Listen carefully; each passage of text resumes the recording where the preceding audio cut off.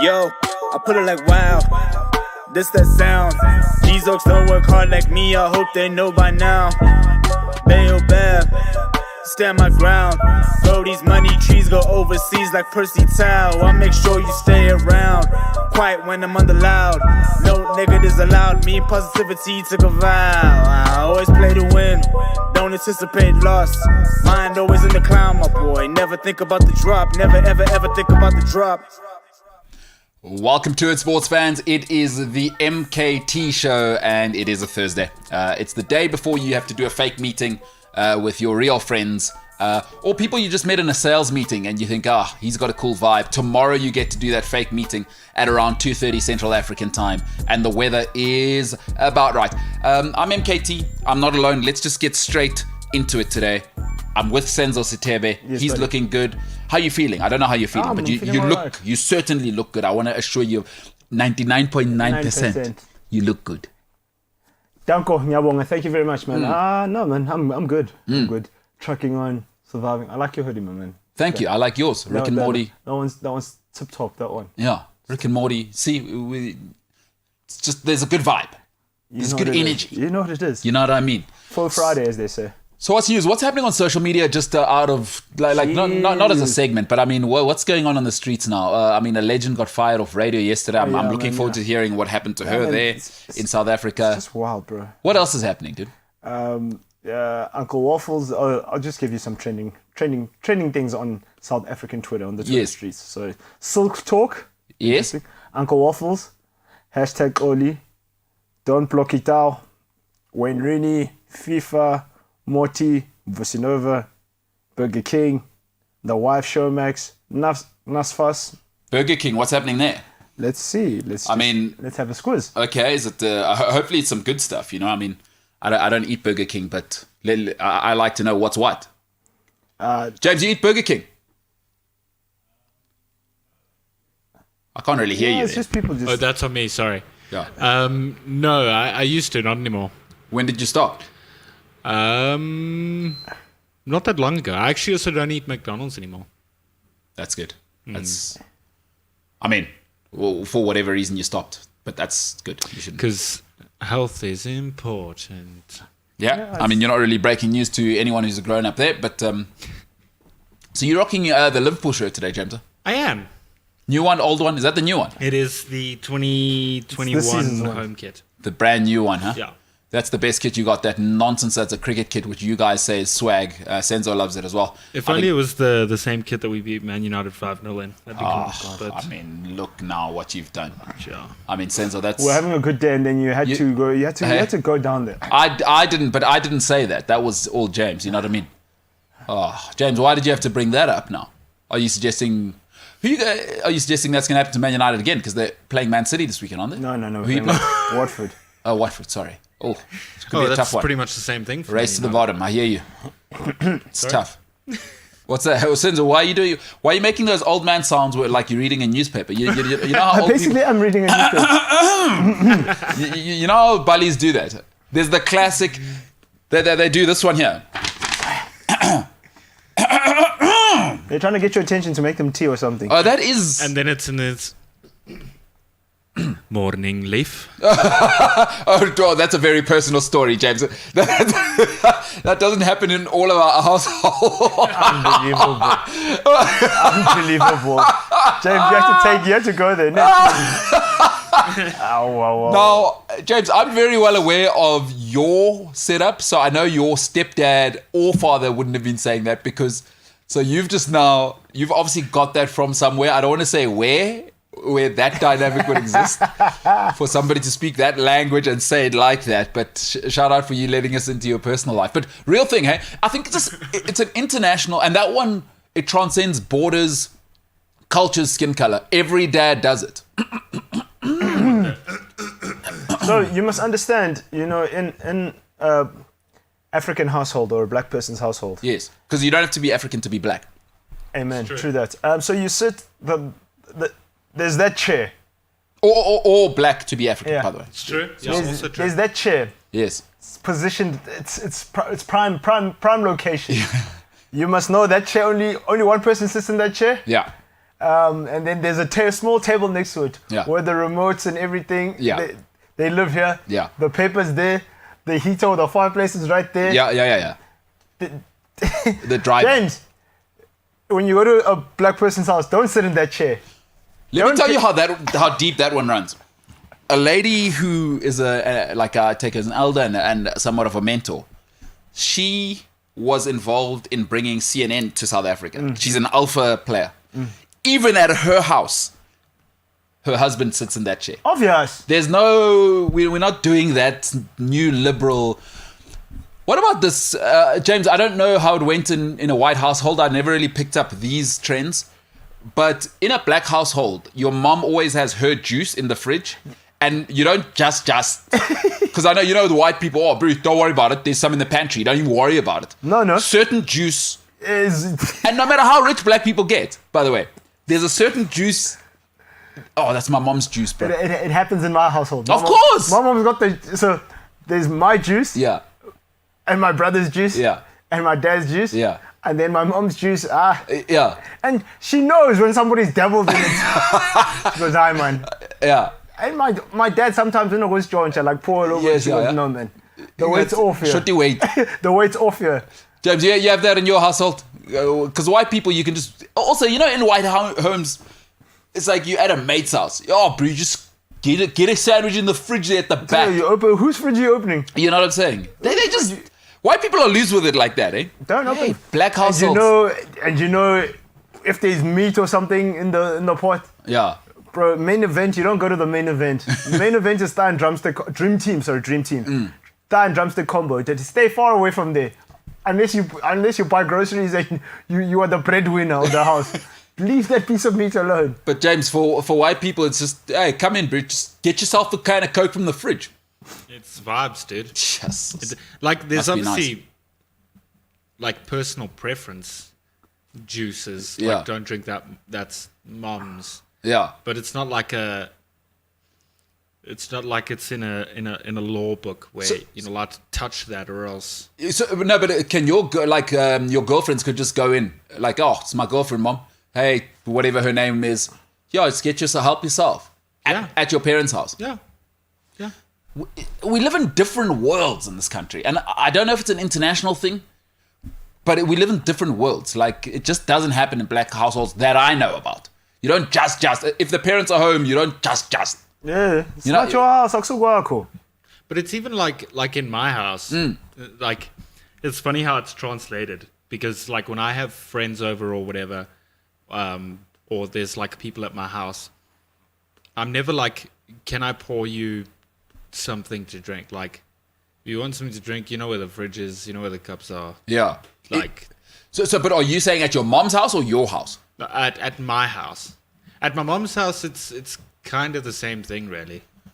I think we need to do a seminar on that because it is quite awkward when someone's parents are in the kitchen, regardless now the skin color. It's very awkward when someone's mom or dad are in the kitchen and you've now sent me at your house.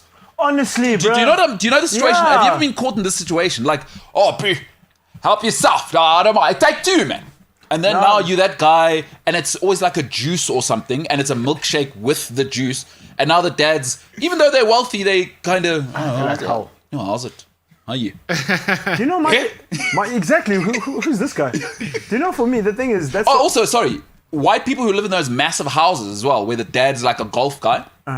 And he'll just pop in, you never really get to meet him. It's always the mom at home. And like, I'm just talking about my younger days. And the dad, you'll just meet, and you come through. I'm in the kitchen now. I'm making a sandwich in your palace. How's Bro, it? I was at my jeez. mate's house. Like, I used to go to my one mate's house, like, often. Like, we were, like, one of my best mates. Bro, like, that guy just used to leave me and then he used to go, like, do his hair and stuff like that. The one time his dad came Yes! home, his dad just came home and fetched on a Friday. Now I'm busy having drinks with his dad now. And, like, now, the weekend before, we threw a party. Yeah. And somebody hit the Johnny Blue. Oh, boy. And we thought we were smart. Then we put bells in it. Hey, that time, man's come back from work on a Friday. Yeah, He just yeah. wants his thing. Yeah. Oh, he puts it. No, man. This is not it. This is boy. definitely. And now you're there, I'm there, dog. alone. Alone. My mate is gone. His sister's got friends. I'm just like, fuck, this guy he just put me in the mire. Yeah, that's the situation. So yeah, also, please, white people, stop leaving us at your house if we're your mate, because that's the thing, right? Oh, bro, I'm just going to the shops. Don't worry about it. Just stay here. My mom's coming back now. What? But like, why would we need to stay there and hold your hand? Nah, Like, James, I'm not going to send you at my house. My mom would whoop my ass firstly. Yes. If I send a visitor to go get me stuff, my mom would be like, no And way. if I just left you in my house with my mom, it's very uncomfortable. Yeah. it's uncomfortable, but like, just because we're mates or whatever, we don't have to, like, and we're at your house or my house or Yeah. whatever, we don't have to be in the same space 24/7. Oh, well, No. What your parents- It's okay if you've gone to the bathroom, but you can't go to the liquor store and leave me there for 45 minutes. Oh, yeah, sorry. Oh, I just popped into Cindy's place as well. Quick, I needed to pick up my PlayStation remote. And now here I am stuck. Where are you from? Answering questions like you understand. Did you go to school together? oh, God. Now I'm like, hey, Miss Ilsley, I just want I think you to... guys are overthinking it. No. It's because you haven't lived this life. He doesn't know the trauma of growing No, up in a be- black household. No, because And it shows. Because he's done it. He's left his mates alone Of course. with his Yeah, mom. and white guys as well. In a black household, there's a way to leave. You like, or at least in my household. Mom, I'm leaving. I'm just letting you know where I'm going. Yeah. White guys with the keys in the... Mom, I'm just going to Craig's. See you. Cheers, bye. And leave that in the oven as well. Yeah. Are you talking to your mom like that? Also, the thing is, That's they very don't wrong. say leave dinner in the oven as a black person and you don't come back and eat it. Yeah. See, these are important things. No, Again, seriously. white guys, they're getting into dating black girls now, so you need to know this stuff, and you're welcome. I think we're doing the Lord's work. And they know people that ask more questions than it's irregardless of race. It's women in general, an older woman. Yeah. Like a white mom, a black mom. Yes. Oh, they'll ask you. They'll ask you other questions. Where are you from? They look inside your soul, bro. How did you meet? Your family? Where do you work? So, What do your parents do? And let me show you this. White moms love that. Let me show you. Because, also, James, just another public service announcement. You're not allowed in black parents' bedrooms. Just so you know that. There's no... No. Like parents' bedrooms at your friends' houses are off limits. Nah, but trust me, my white mates. Yo, bro, just go grab the other DSTV remote. It's at the bedroom at the end over there. And then you walk in there and you can see... It's the parents' setup. No, it's need to... Parents' setup. But we all know the main event, that bedroom that's looking at the hall, at the foyer, at the hall, hallway. So, you know what? I grew up, I think, from about 10 till 15. I thought white guys had never heard the word no, just because it's so loose. Next thing you're calling your uncle Brian.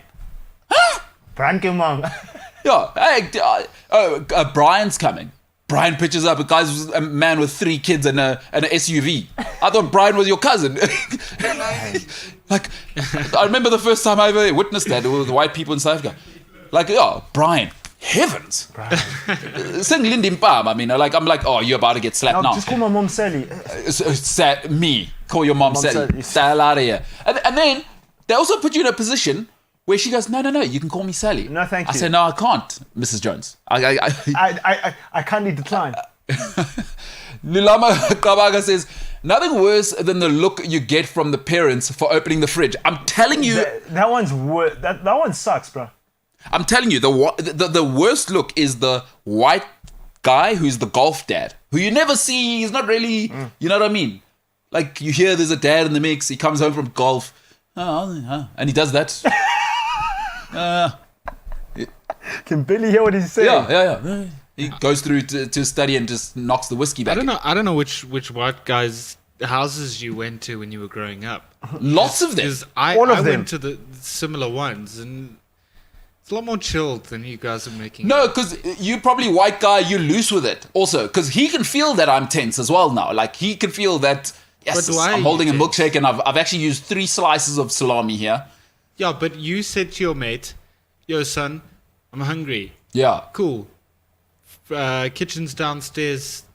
Go make yourself... But then why are you tense if your mate who's the son... No, because he should have come with me, but now he's still playing PlayStation. Like, it's an odd dynamic. He didn't know his dad and mom were coming home, and now I get trapped on Loveless Island. And it's... I do agree it's very awkward when it happens. Yeah. But, like, it's not... I mean, it's not life-changing. Okay. All right. Well, we are a sports show now. I mean, we can't just hand out life lessons for free all the time, you know. We're going to talk about Steven Gerrard today. We do have a fan who sent me a shirt a couple of weeks ago. Was it 2 weeks ago? We'll have Stefano Battaglia, I've been told is how you say it. So Stefano, all the way from Italy, he'll come on the show in a little bit. We'll talk some social media and much, much more. Steven Gerrard's the Aston Villa manager, by the way. Can you imagine? So we'll talk a little bit about that. But I don't think we're done with the public service announcements as well. Dear South Africans, it's still weird for me if you're a mixed race couple and you don't tell me that your girlfriend's black as well, because that happened to me. Why is it weird? Oh, I want to hear this. Why is it weird? It still does catch me off, especially now that black people are transitioning from being just Nandipa to there's a Sally now. Okay. You know, there's Ritabile is now Reets. Oh, Reets. Okay. So now he's dating Reets, and it caught me. It caught me off guard the other day with a mate of mine. I didn't realize that, and he's not even the type I would have suspected to have those sort of symptoms. But I've dated mixed race. That's not the issue. It's just you need to tell us. Still, we're still walking this path together. Why? That my girlfriend, because I don't just presume we're there as a country, and it did okay. Wait, how did you navigate the situation? Sorry, Bona. Like, I didn't know now. Hello? Because now, as the black guy, what do I do with her in terms of, what if she's a St. Mary's chick, you know? Hey, how's it? Or do I go, Sao Bona? Like, it put me... Hi, how are you doing? You know... Because I didn't know now. You know when black people see... It's like, you ever been traveling and you see another black person? Like, in Sweden or whatever. Yeah. There's that moment where you South African, Zulu, you know what I mean. So that happened to me, and I went with the how's it thing. And also, you don't know, black people sometimes, they don't hug. Oh, they don't. Do I shake? What did I do with her? Do I shake her hand? I don't know. But bro, I went with a listen, handshake. I didn't with go black for the hug. guys. With black guys, I don't know about black women. Black guys, there's a universal handshake. Yes. There's a universal handshake. We know I'm a brother. Yeah. No matter what country you're from. And the difference between, not all, but the white girls and black girls in this dynamic I'm talking about is, white girls are early huggers as well. Like, Yeah, even if they they don't go know in, you, eh? hi! They go in, bro. Yeah. By the time you realize that you're in it, you're already there. And it's your mate's girlfriend you never met. Yeah, and and she's she's going, within. "Yo, hey, this is Michelle." Boom. She's already, hi! Embracing She's you, doing like- this now. Whereas I was thinking, You know what I mean? but no. Whereas, so there's that dynamic. So if you could, and maybe I'm wrong. James, do a poll. Maybe I'm wrong. You know what? Maybe I need to check myself before I wreck myself. Should you tell your friends if you're dating a black girl? I don't know if you can put that as a poll. Why? It's not a public. If you're a white guy, that's important. No. Should white guys say they're dating a black girl? Because what about me now? In that situation, am I wrong for feeling, Bro, you must see, because We need to figure out a better way to word it, because if someone joins the stream in an hour's time yeah. and they see the poll is, should white guys tell their friends if they're dating a black girl, then it comes across as just like a general consensus rule thing. That's what I want it to be. No, but we need to word it so that it's for specific situations. Okay, if you are listening to this show and you are happy to delve into a subject which could frame you as racist and me as racist, actually, now that I'm thinking about it. But I think they should. I think we need to make a rule. Next year at the Black Men's Conference, I'm gonna put that on the docket. you won't see me at that conference. Why not? Because you're dating a white girl. You're single. You can go to such conferences. No. So Men's what? conference. No, because you're dating a white girl now. You're uncomfortable with me having. Because she should also declare, by the way, that you're. You know, she probably I often wonder, because I've dated Slovakian and Danish. I often wonder how they've presented the fact. Oh. And I guess, you know what, Senzo Mbulelo, it's quite easy. What happens if our names were Michael? Because there are black Michaels, and now we arrive at the airport. Marco. Because I have asked my Danish girlfriend, like her parents are super liberal, but because she's just so liberal. Yeah. It was never a thing. Yeah, it's like with my girlfriend. But her parents got shocked when I landed now Copenhagen. No, they didn't get shocked like that. Yeah. It was like laugh a minute because she played the dynamic, but it's still a thing. But it is a thing. And I love it. I'm waiting for it, because the thing is, I might be going to Germany on over the festive, and yeah, some people ain't never seen a black man there. James, now this is James, this is a good thing. Would you? So let's say hypothetically, I mean, nobody knows your lady now. Let's say your lady is black, right? How would you want to be presented? Just as James, or do you think she should do a pitch deck? All right, mom, dad, take a seat. And also to her mates as well. Obviously, you release what do you call it on WhatsApp when you release a message to all your mates? Broadcast. A broadcast. Just, okay, it is a white guy. You know, I'm Snozipo, but Snore. You can call me Snore, obviously, if you guys are meeting. No. James, I can't imagine you meeting her where she's being addressed as Snozipo. But would you want to be presented as, I'm dating a white guy? Not really. You guys know me. I like taking the route that's the least complicated. Yeah, I know. You are very much no Like- conflicts, and let's not get tasty with any sort of situation. Yeah, like the route that gets us from point A to point B, the Yeah. less complicated and the less heartache, if that's a thing in the situation, or the less logistics. Like, it's just, you know. I don't think I'm crazy. Like Senzo was questioning me like I'm nuts. Okay, like let's agree, because it's not racist to just say my girlfriend's black, my girlfriend's white. If you guys are mixing the paint, like let's do it. Because I was in a situation now. So anyway, I was a victim. I'll tell you who's not a victim. Steven Gerrard. He's about to have maybe one of the best jobs in the world. Aston Villa right now. Stevie G's in a bit of a situation, right? Because it can go very, very well. Well, I think there is a worst case scenario for Steven Gerrard. Mm-hmm. If he's fired by the end of the year, it's career suicide. He'll never manage another Premier League club again. Or maybe not again, but I think he'll It'll be a certainly. while. Will he ever get a top 6 job? You know? Yeah, but I think the way he's going about it now is actually the right way. Because okay, you've done your time at Rangers. Now you've gone to Villa, and you're saying, okay, cool. Can I handle this kind of pressure? Yeah. At the bottom end. Yeah. You know what I mean? Or not at the bottom end, but like with bigger expectations. Yeah. So like, because Villa's a big club. Let's not get it twisted. Villa's a big club. So can I handle this kind of pressure? Because if you can handle it now, and then you can kind of navigate the storm, and you can get them into the top half. Yeah. Then you know what I mean. Then you can over some time, not after one season. Got you. Let's manage it. Let's see how it goes for 3 seasons, and then once say Jurgen Klopp says, "Hey, adios," then you throw your hat in the ring for that one. But tell me this, right? We mustn't forget that there is a little bit of pressure here because Martin O'Neill had them as a top 6 side, and that's not that long ago. Remember that when Villa were doing it. Yeah. So there is a bit of pressure. Stevie G on Instagram says, a massive thank you to Aston Villa fans for the warm welcome I have received. I'm well aware of the stature of this football club and how special an atmosphere you all create at Villa Park. Is there like a template for all of these guys where these footballers can just pay for, give me a stock standard message?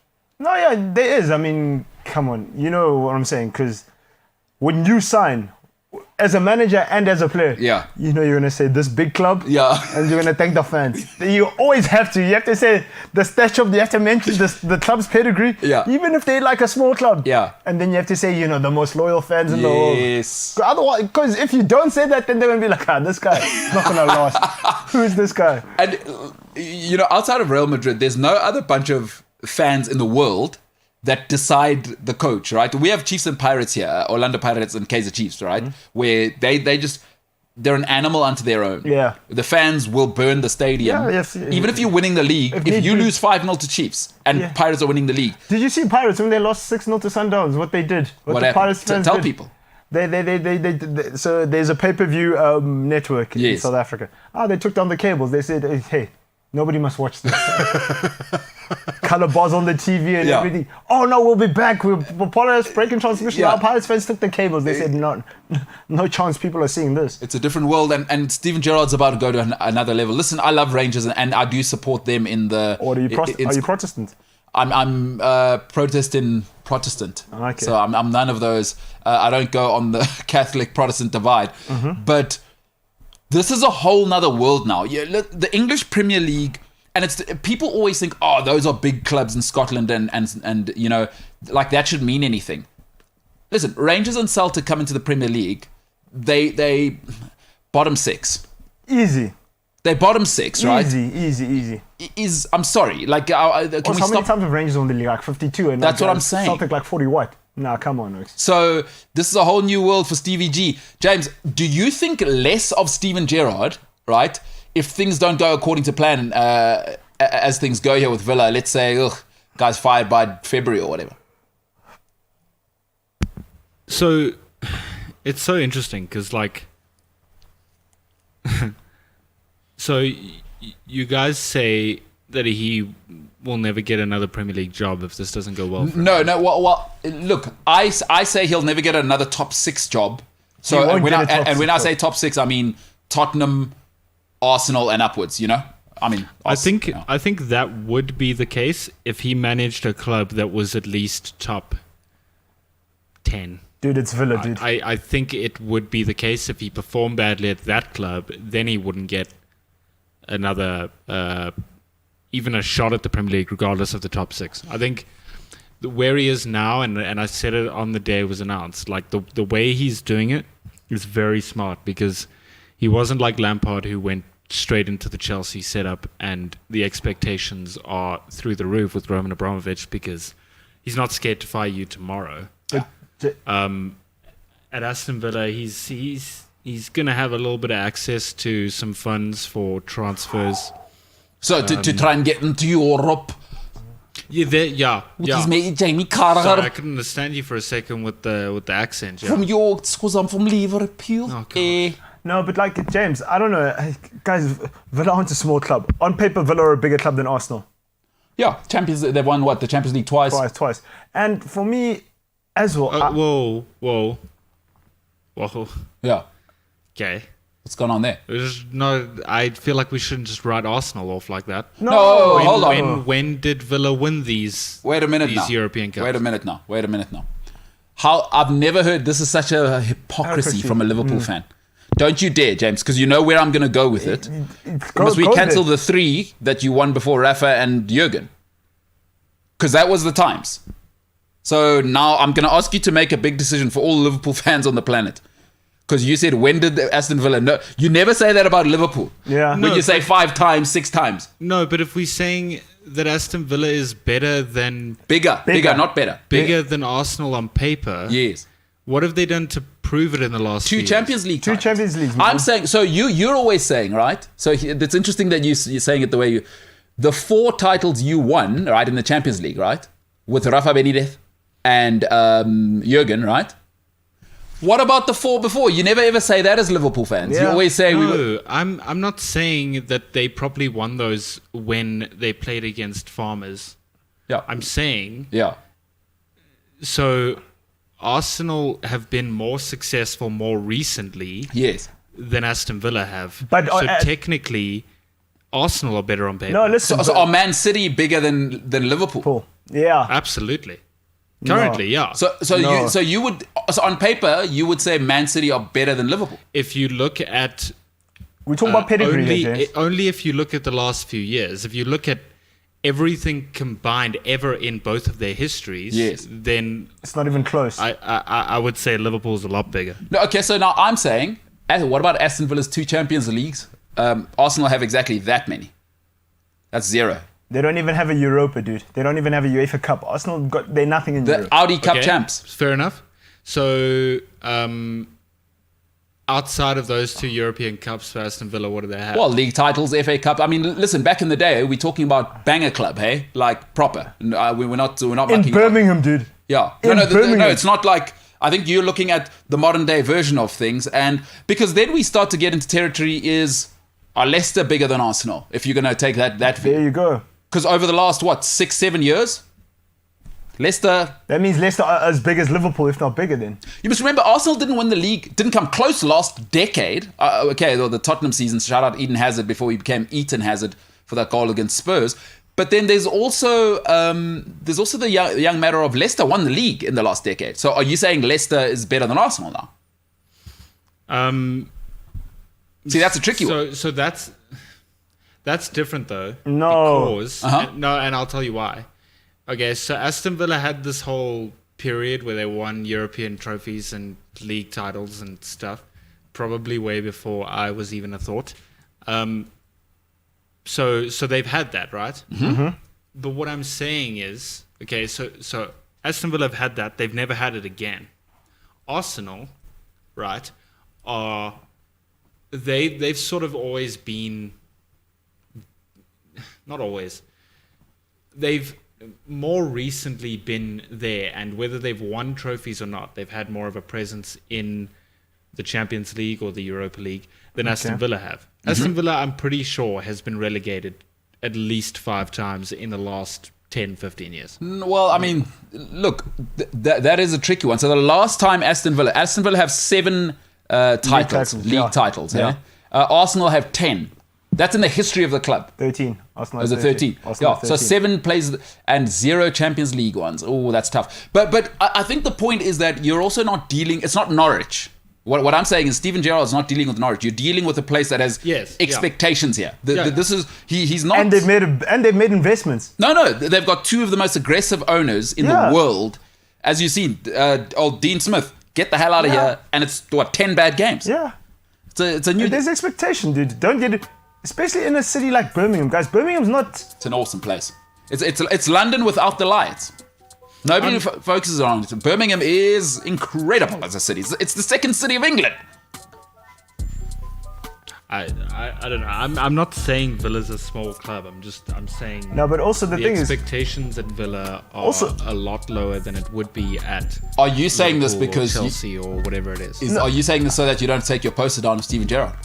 Am I saying it so I don't? You don't have to take your poster down of Steven Gerrard because he's your Poster of hero. Steven And Gerrard will never go down. No, but like the thing is, as well, do you know James made an analogy about Frank Lampard taking the job when it was with Chelsea.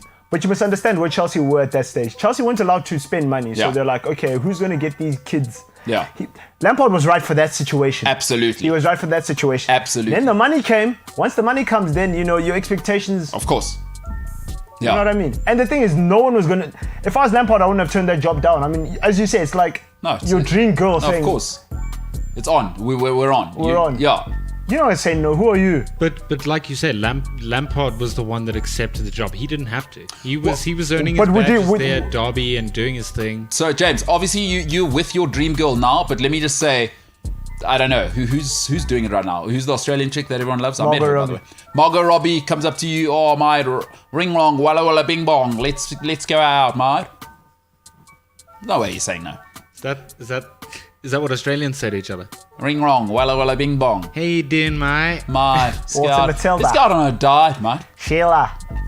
Get a, what do they call it? A frothy, mate. You want to get a frothy? See what I'm like as a person, mate? I knew you were gonna take it to the dream girl situation, and like I get it. Like how do you turn down Chelsea? Yeah. But that's what I'm saying. Like, But James- Gerrard- Wait, if Steven Gerrard got the job offer for Liverpool, He's right? not going to turn it down. Like today, and he's just signed at Villa, the best fans in the world with the t-shirt.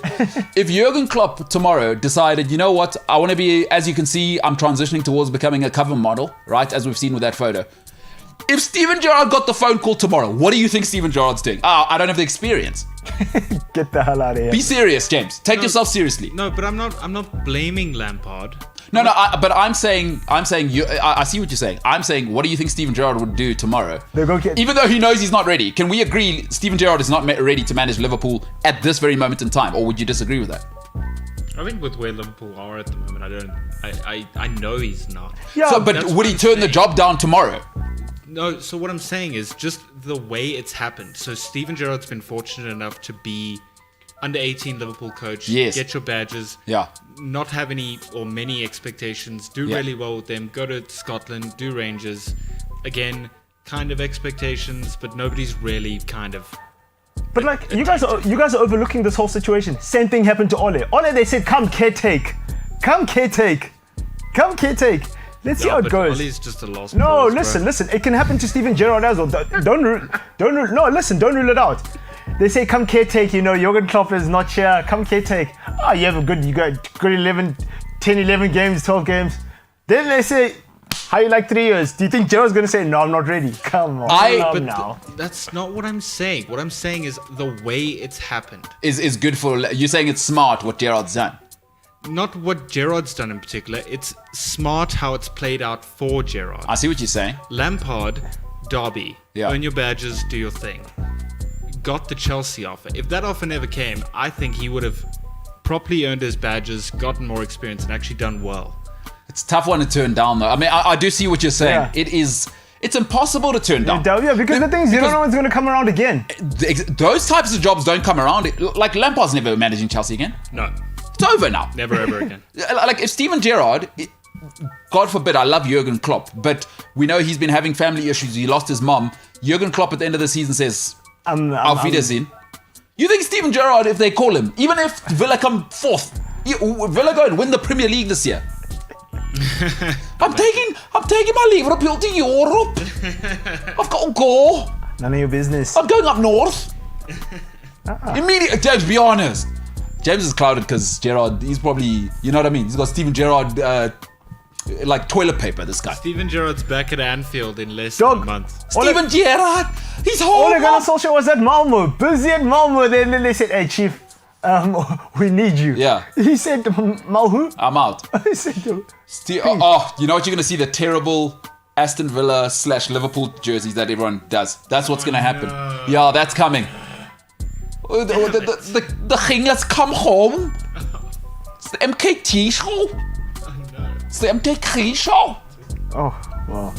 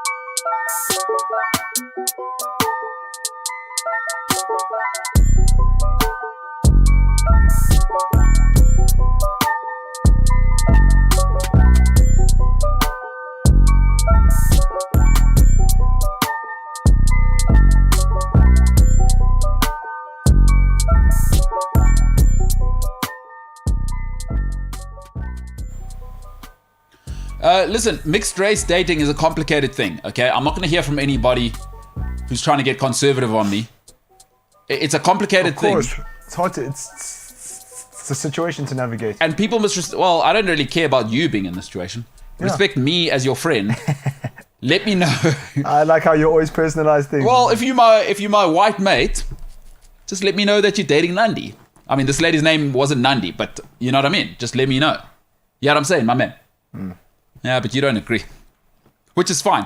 Mbulelo Gavin says, did y'all see former Wits and Pirates player Patrick Pumoyo arrested for hijacking, armed robbery, and housebreaking?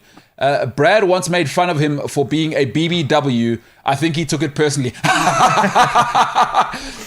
What happened there? Our guys are unhinged. Did you see the story? I heard about it. Like, I heard a little bit about it, but I'm like, what? So, okay, well, tell me the story. What's going on? Our Shama Housebrak. Yeah, that's sad, eh? Former Bafana and Orlando footballer Patrick Punga has been arrested by the Hawks for hijacking, armed robbery, and housebreaking. Audi was hijacked in Bramley and a Kia stolen in Linden. And he stole... My thing is that he stole a Kia. In fact, it's a Picanto. No, I mean, hey, I don't have a car. Like, a car's a car. But what's going on there, Chief? But, hey, the amount of stories of South African players that have gone off the rocker, hey? Bro, they have him lying on the ground, like, with these hands... Criminal, like he's just doing crime. Crime, bro. Just a common criminal. Crime, bro. Crime. Yes, that's so sad, bro. Yo, that's bad. Hey?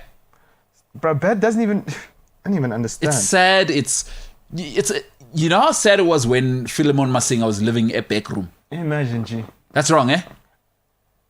Yeah, these guys. Imagine, like, I feel sorry for his mom. Imagine his mom now has to explain. Like, how do you... Yo, that's so bad, bro. That's rough, bro. So what? Hijacking? Robbery? Housebreaking. Housebreaking, eh? Housebreaking, dog. Imagine he walks in there and there's a Pirates fan that he's robbing. Chief, I think you're like this keeper sako. Yes. If you're a footballer and you break into a house and your poster's on the wall, what do? How you forgive that house? You move on, eh? How you forgive it? All right, Jimbo, what else we got? Let's go to the next comment. That's wild. Those are incredibly wild scenes. I mean, no, man. Guys, no. It's almost as bad as being a white token, not telling your mates that I've got a black chick. Almost. Not quite. I'd say housebreaking is pretty bad. It's a pretty... But, my thing is that the Iron Duke needs to go do a hazing session. Like, Pirates players they're unhinged. Like, they're always in the news for wild things. Like far left things. Like, you're just like, how? I know, they... Is football not enough? Lulama Kabaga says... So he says, there's a mom, and in this case, it's my mom. He says, hi, Mbulelo, is that a South African? So he's saying I should warn my family if I was to ever date a South African. Is what I think's happening there. No, fair enough. I will let you know should that situation transpire. People need to start respecting me. That's just disrespectful. But yeah, I would need to warn my friends, certainly. Richard Banda says, I was there at Loftus when Pirates fans stormed onto the pitch. Was that the day? Yeah. 6-0. They said, nah, Chief. It's too much. They said, we sing this live. Yeah. Nobody else must see this. And what happened? Did they finish the match? Oh, where? Where were they going to finish? No, they did finish it, but we didn't see the rest of the game. But that's what I'm saying. Did the game go on? Yeah, the game did go on. So did they stop the game? Yeah, because it was a bit rowdy. Yeah. And then the Pirates fans were like, no, we just don't want GSTV subscribers to watch this. You know, it's always so difficult, bro. Like, it's always so hard to explain to my European friends how South Africans move. Like, to us, we're like, it's clear 6-0. Yes. We were losing 6-0, bro. Yeah, wow. Yeah. To them, they just, like... They're outraged. Because if you look at European grounds, right, it's like, there's no barriers. I mean, the fans are sitting right there. You've seen the fans giving the big one to the players. It's like they're just such conservative people. You know, the society there is they'll scream disgusting things to you, but they never. It's a look but don't touch policy. Like a streaker is an event. You know, my God, there must be an inquiry. Whereas here, I mean, like you're saying, guys said no, 6-0, Naklanya. There's no ways. And it's just another day for us. There's no ways. Yeah, South Africans move different. We're not like the rest of you, huh? Man, oh man. If you're with us on YouTube, please do click like and subscribe. Jimbo, what else we got there on the comments? I mean, 6-0, eh? Hey, even me at 6-0, if I was there, I would have gone. It's a tennis score, dog. No, I would have gone. There was no love for us. Yeah, hey, very, very nice. A little tennis reference there. Mbulelo Gavin says, Dean Smith hijacked Lampard's job at Norwich. I think people still feel he's not experienced enough for the English Premier League. Why would Lampard take that job? Lampard turned it. He should have gone to Norwich. I would have done it. Who, Lampard? Yeah. What, and go and get relegated? But what's he holding out for? You know, sometimes on reputation, Ole Gunnar Solskjaer's at Manchester United. But I told you how that situation transpired. The guy caretaker, and then they said, hey, look, we like you. No, he can do better than Norwich. I mean, he can get the Burnley job. When Dyche, Sean Dyche is no, when he gets tired, he'll get tired. Three, maybe because he's signed a new deal. He can get Lampard can get the. Can he get Wolves? He can get the Wolves job. It's perfect. George Mendes will love that. Blockbuster. Wolves is nice. Yeah, that's a great, because you're always going to have the top players there as well. Yeah, Wolves. If he's Portuguese and he's got talent, he's your player. Would you, if you're Lampard, would you manage Brighton? No, because the manager now is too good. Because you don't want to be the guy after the guy. Or I certainly wouldn't want to be. I wouldn't want to be the guy after the guy. Which other one is there? Would you do Leeds? Jeez, oh, that's a tough one. If you're Lampard. That's a tough one. And Leeds became available. Would you do Leeds? You'd have to. I mean, that's a blockbuster job. I'd take it carefully, but it's too tasty. Because again, like young guys like James, you know the way he was talking about Aston Villa, like what are you talking about? Leeds is a massive football club. Big, bro. You know, we've got three big rivalries. United guys. I'd even say Leeds comes ahead of Man City for us. I would agree. It's Liverpool, Leeds. Yeah, no, I would totally agree. So yeah, take it. It's because, like, who knows? What if Gerrard is actually as much as Lampard? What if he's Steve Bruce? Like, nobody knows. Exactly. Like, what if his level is Steve Bruce level, and he's gonna have to now go rummage around the championship? No, but like, dog, it's like Sam Allardyce. He messed it up. The best thing to ever happen to Sam Allardyce was get the English job. Best and worst at the same time. Yeah. No, you're 100% right. All right, what else we got there, Jimbo? Because, Sam Allardyce, eh? Oh, that's bad. Richard Manda says, Augusta Palacios never came back to finish the game. Was Palacios coaching the team at the time? Yeah, but you know, Palacios is our go-to. When Pirates fire a coach and they need an interim. He's the goose hitting. So when Augusta went to the change room, he said, no. They said, no. I can't do this. Can't do this. Evan, can't. Can't. Not like this. Not like this, bro. Yeah, South African fans are incredible, eh? Absolutely incredible. All right. Augusta Palacios never came back. Would you? 6-0, what are you going to go with going back to finish? South African fans are just too much, eh? All right, there we got a guest coming up now. He is currently in Italy. Or you know what? Who am I to say? He might be in Italy, he might not be. But he sent me an Inter Milan shirt, which was an awesome thing. Now, a lot of people say if I was a professional, I might have worn the shirt today, commemorate this. As soon as he sent the shirt, I said, we got to get this guy on the show. So, ladies and gentlemen, all the way from Johannesburg, but now in Italy, an extremely, extremely Italian name, Stefano Battaglia.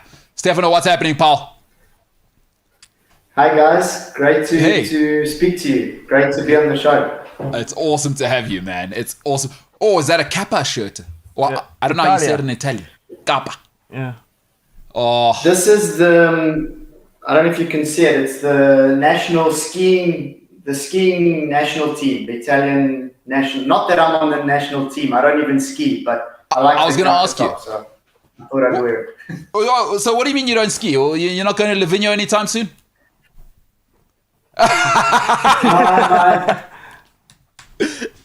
My daughter and my wife ski. I leave that to them. I'm not too much into the skiing. I go with them, but there's such awesome places to ski. I'm sure you know about them. Oh, I've been to Livigno and I've been to Cervinia. Those are the two that I've been to. But are you a Glühwein guy? Oh, absolutely. I'd rather stick to the polenta first and then the Glühwein afterwards. I got you. Another one called the Bombardino, but not the ski, man. Jeez, so Stefano, now let's explain this quickly, right? You are where you now? In Italy, huh? I'm in Milan. I'm in Milan. I'm not an Inter supporter. just to make that clear. But I'm in Milan. Okay, so I thought he was a good guy, but I mean... No. Stefano, you're a very good guy. As long as you don't support Inter, anybody but Inter. I hate Inter. So listen to this guy. So we're here with Senzo, who you may or may not know. He's a big Roma fan. How's it, Stefano? And so, Stefano, I just want to start with the shirt. You sent me this shirt, and like that means a lot, you know. And I mean, I haven't I want to be candid with everybody. Is that we haven't had a conversation about what happened? How did he know to send me the shirt? Why did he send me the shirt? And maybe let's just start off there before we get into who you are and you know whether you're how you came to being on the show. Okay, so I've been following your show for the last few months, and I've heard a few times you guys have mentioned you've reviewed the team's tops. You know, every season they come up with tops, and a couple of months ago, I think it was Paolo, I can't remember who. You spoke about the Inter top, and it was rated quite highly. And I've got a Nike shop just close by here, and I saw it in the window, and I was like, it has to be, you know, I have to send it to Molelo and the guys on the show so they can either wear it or keep it in the studio. Now, did you know that I support Inter? You've mentioned it briefly in the show. You've mentioned it, and that's why I picked up on that. And I thought you'd appreciate it, and it really is just a thank you. I really enjoy the show. I don't listen every day live, but I catch up on the podcast, and I find myself giggling most of the 2 hours that I listen. So it really just is a thank you from my part. No, that's amazing. It also does bring into question your sort of sanity to be spending time with these. I mean, there's Senzo here, and there's James, and it's just... We have to wonder at this stage. Yeah, well, I think what's the part I enjoy the most is the banter about, you know, which schools you went to and the rivalry between the schools. I think that's fantastic. That's awesome. So, and I mean, yeah, that's a great segue to, you know, obviously people can kind of hear, if you're South African, you'll recognize that Stefano has a very South African accent. So where are you from? I mean, how is it you're in Milan now? Maybe take us into that, and we will talk from there. Okay. As you can see from my name, I am of Italian descent. I grew up in South Africa, stayed there till I was about 25. Then I went to live in London. Spent a good 10 years there. Absolutely loved it as a single guy. Then I got married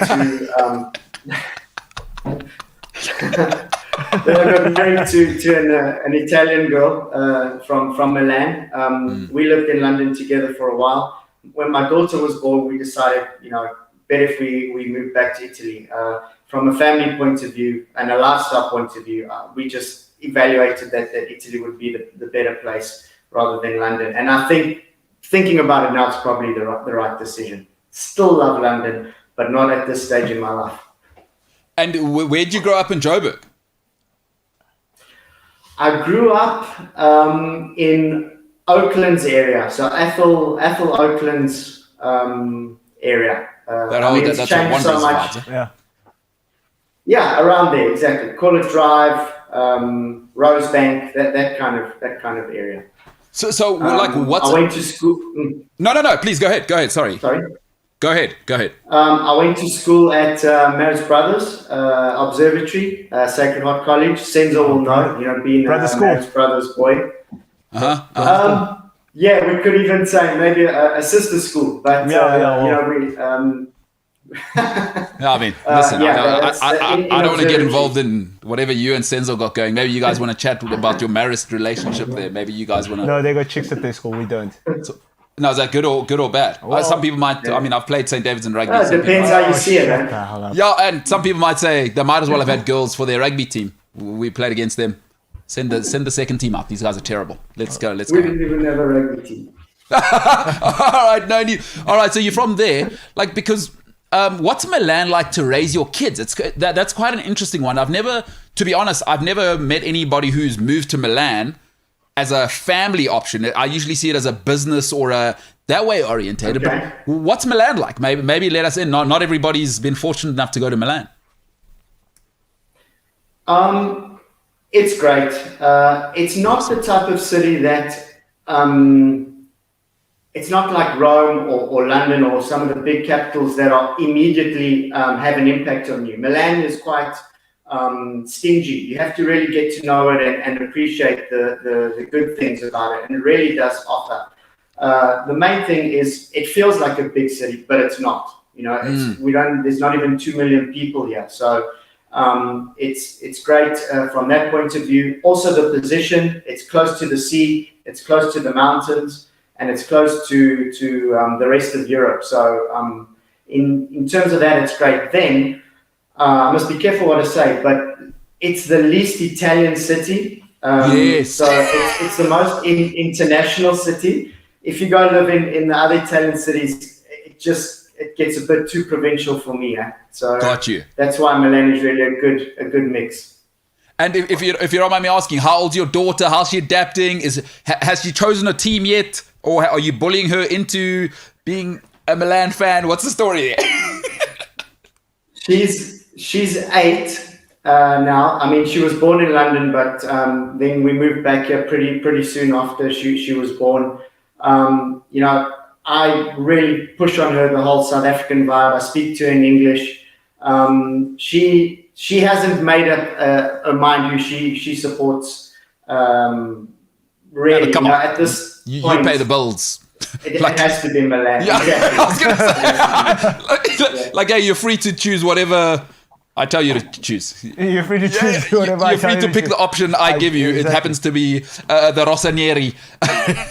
And so he supports Roma. Just your thoughts on Senzo supporting Roma. I don't know what your thoughts are on that. Wonderful team. Also appreciate Mourinho. He's fantastic. When Mourinho was looking for a team, I was hoping that he would come to Milan. It didn't happen, especially after watching the documentary, the All or Nothing on Amazon Prime. Amazing. He's fantastic. He's arrogant, not very well liked, either hated or loved. I think he's fantastic. So, and Rome is really a wonderful team to support. The Roman supporters, I think I would almost put them to the Newcastle supporters in terms of loving their team so much. Roma's in the top team. They're not doing so well. I'm a little bit disappointed with Abrams. Yeah. I thought he would have had a bigger impact, but I think he's going through a bit of a tough phase at the moment, Mourinho. Well, as a Chelsea fan, let me just tell you, shouldn't be shocked with Tammy Abraham. That's why we got him the hell out of there. So get the hell out of here, Paul. You go over there. But listen, Jose is perfect for Roma. Yeah. But I'm so happy Roma aren't doing well, and let me tell you why. One of my favorite players of all time, right? 2006, we all remember the golden hair. Their golden child. Did you see the way Roma treated Francesco Totti at the end? They still show it on TV now. It's ridiculous.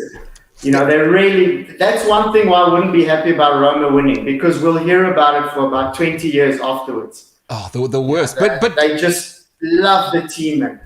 But you saw how they kicked Totti out like I hated that. Like Francesco Totti should be a god. I mean, he is a tough guy. I mean, he will wear underwear on the bench as well. You're talking about the association, Roma football team. Yeah, I take it from there, but he is loved by the Roman supporters. He's a god, and I've got really a lot of respect for him. To know that he's only played in one team his whole life. There's very few of those guys, and he's up there. I love him. And what a player. What a player indeed. Before we get into obviously the team you want to talk about, arguably the greatest two great dynasties they've produced over the last 30 years. Neil Kylander says, my son only has 3 choices. Very simple. Liverpool, Lions, Boca. I like that. A la carte. You're free to pick anything on this menu, which is what I feel is going to happen to you there, Stefan. I'm pretty sure with your daughter when do they start sizing the shirts? When she turns about 10? Yeah, 10, 11, yeah. AC Milan. red and white bedroom, actually. Even if she says pink, she comes home, it's red and white. Red and black. With Maldini, with a shrine to Maldini in the corner. Straight away. You know what I'm saying? Mbulelo Gavin says, now, Stefano, I mean, I want to talk to Stefano about his beloved AC Milan, but Mbulelo Gavin is asking a great question here. Does living in Italy make you fashion conscious? This is an interesting one. Okay. Good question. And I think I can only speak for myself. It actually makes it, it's had the opposite effect, you know. Since I've been here, I've become almost a slob. I mean, it's taken so seriously here. Even just to go down to the supermarket, you know, you've got to be in your best threads all the time. And I've gone the other way. I've gone to Senzo type of shorts and flip-flops.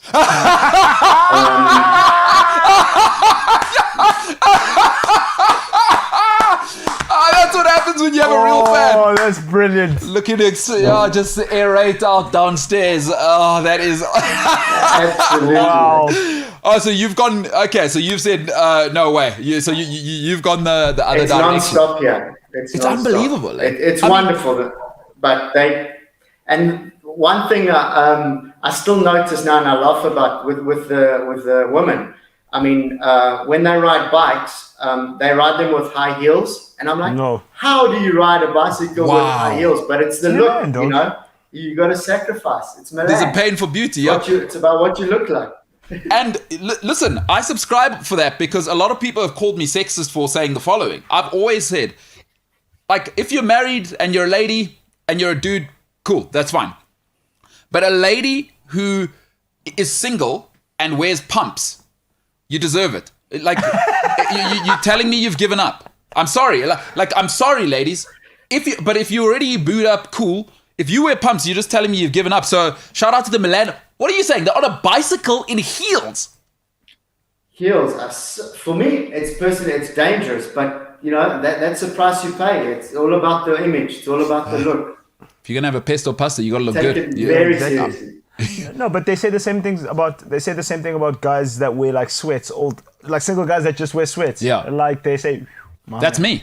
Maybe that's why I'm single. Yeah, but you're aggressively single. You said you're aggressively single. I'm very much aggressively, but still, no, it's true. I mean, if you're wearing sweats, ladies think, oh, that guy's. This is it. I'm always in sweats, by the way. Good reason I'm single. So that's good advice for me. Maybe I'm a hypocrite. Let's get to the actual meat of it here. So AC Milan so how did you start supporting AC Milan? Why did you make that choice? Was it family pressure?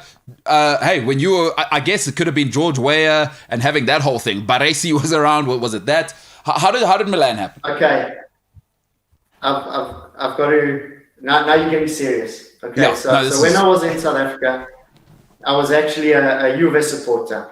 Oh. Okay, and Gee. I'll tell you why. Because in the 80s, amongst the Italian community, Juve was like the main team. They were winning everything. It was really the epitome of Italianness. And then, I mean, they were owned by Fiat.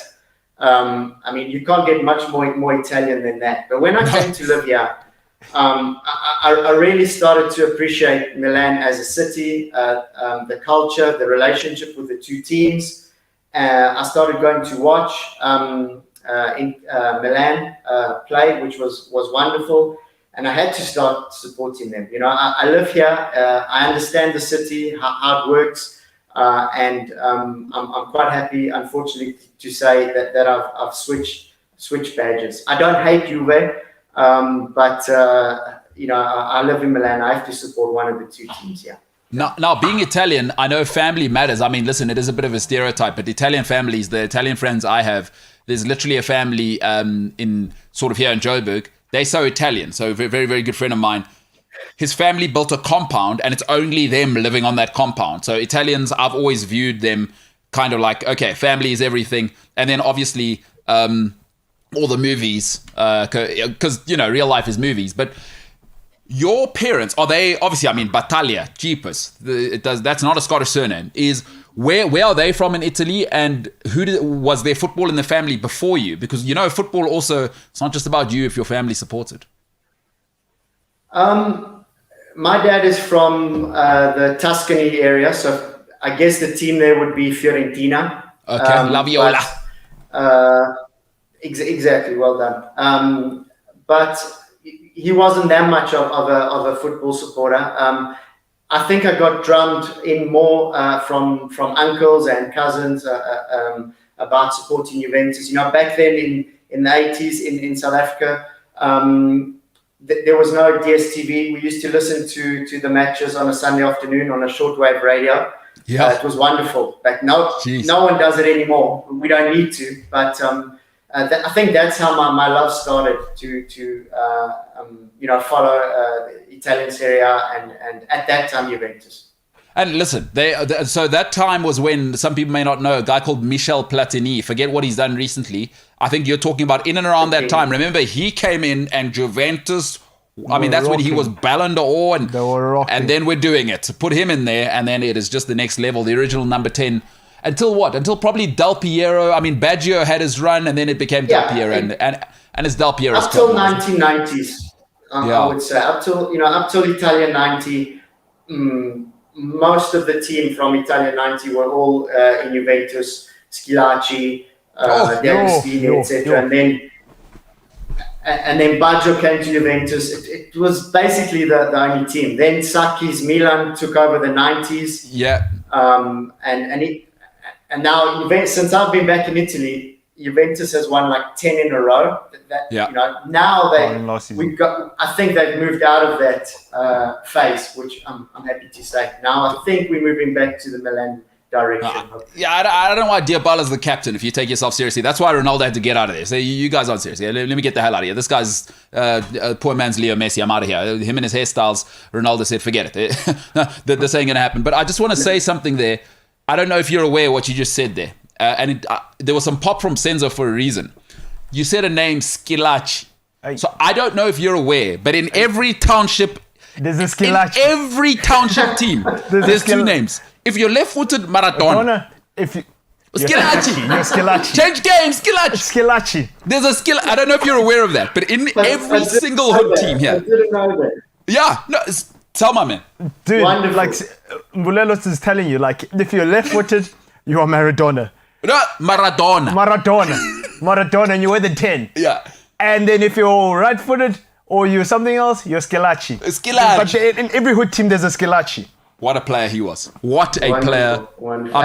You don't hear anything about him here anymore. It's unbelievable. It's gone. He went to Japan. He's just living his life now, I guess. I don't know much about him, but in the 90s, he was the top scorer of the 90 World Cup. So he was loved. And he didn't do much after the World Cup either. He blossomed almost like Paolo Rossi. Paolo Rossi. He was a good player. Now Italy had some players. That guy, man. Dimitro Albertini. This was a different time for Italian football. You think of that great, what a team that was. What an era you had between 80 and even 2000. And obviously you had that. But that dude, do you know which also? Hey, sorry, who gets no credit, who was an unbelievable player, right? Is the most fashion conscious human being on the planet. Nobody gives Roberto Mancini the credit for the quality of player he was. Yeah. And I went and I've been fortunate enough to go and watch Sampdoria live, and you see there is a bit of respect for him at Sampdoria. But what a player that guy was. Guys, but like you're actually even going for wonderful player. You're actually even going for. Do you know what doesn't get? Look, he gets props, but he doesn't get enough, guys. Roberto Baggio, that guy. Baggio was something else as well. That ponytail, guys, come on. You can only do that when you're popping, guys. So, listen, Stefano, if you need to take a second to cry about 94, you can. But the great Roberto Baggio, I think that moment, because it was in America as well, and it was the first real World Cup that, Americans go global immediately. So that's almost how Baggio is represented to the world.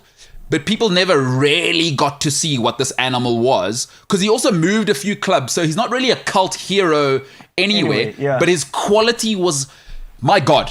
So I don't know if you want to have a second, compose yourself. 94 happened. Obviously, you got over it. That's fine. Oh, you won't get over One it? of my favorite players. Oh, thank you. One of my favorite players. Did Baggio play for Milan? Wonderful. Played for everyone, that guy. He played for Milan and Inter. Inter, yeah. And Juve. So he did the Pirlo. And Juve. Let's discuss that. Because let's talk about your AC Milan. Great transition there, right? Now, AC Milan, let's talk about the team now. And I do want to talk about Andrea Pirlo and how much you must regret letting him go, saying he's too old. And then he went to Juventus, and him and who was the other guy? It was him, Vidal, and Marquisio just went on to say, hey, okay, yeah, thanks, guys. We'll take care of this. But let's talk AC Milan. What are you thinking right now? Chalanelu obviously has stabbed you in the heart. That guy. All right, take it away. You know what? He's Turkish. What do you expect? Yeah, he's a bunch of turkeys. Yeah, but the derby was about 2 weeks ago. He scored a penalty. And then he gave the fan the whole, went to the Milan supporters, giving the really, really disrespectful. Yeah, it's unbelievable. You've made a choice. You've gone to Inter. Very happy for you. No need to take it to that level. But we didn't lose that game. It was a draw. They missed a penalty after that one, which was incredible. Lautaro. I'm very happy with the way the team's playing. As we know, they haven't been doing well in Europe. They haven't played in Europe for the past 7 years, so it's understandable. But very positive about the way that the team's going this season. I'm not going to talk about Scudetto or Championship yet. Still got a long way to go. I think what's very interesting also is, we're moving to the mid-season. When they do the trading in January.